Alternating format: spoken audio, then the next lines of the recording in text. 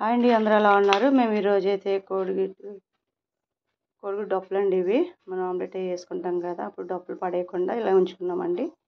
ఇవైతే మొక్కలకి తయారు చేస్తున్నామండి, ఎరువుగాను. మిక్సీలో అయితే ఆడుతున్నామండి. ఇవన్నీ కూడా ఇవైతే చాలా మంచిదండి. పూలు కూడా బాగా పోస్తాయండి. చూడండి, ఇలా మెత్తగా అయితే పెట్టానండి. చాలామంది కోడిగుడ్డు డొప్పలు ఆమ్లెట్లు వేసి పడేస్తూ ఉంటారు. అలా పడేయకండి, ఒక కవర్లో వేసుకొని అలా ఉంచుకోండి. వేసుకున్నప్పుడల్లా మొక్కలకి ఎరువుగా తయారు చేసుకోవచ్చు. చూడండి, ఇలా అయితే మిక్సీ పెట్టానండి. దీంట్లో వర్మీ కంపోస్ట్ అయితే కలిపానండి. మొక్కలకి చాలా మంచిది. కాయలు కూడా బాగా కాస్తాయండి. మొక్కలు కూడా బలంగా ఎదుగుతాయండి.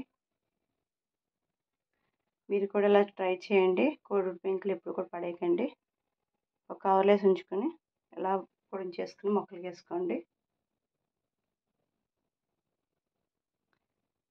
నేను మొక్కలకి వేసినప్పుడు అయితే చూపిస్తాను మీకు.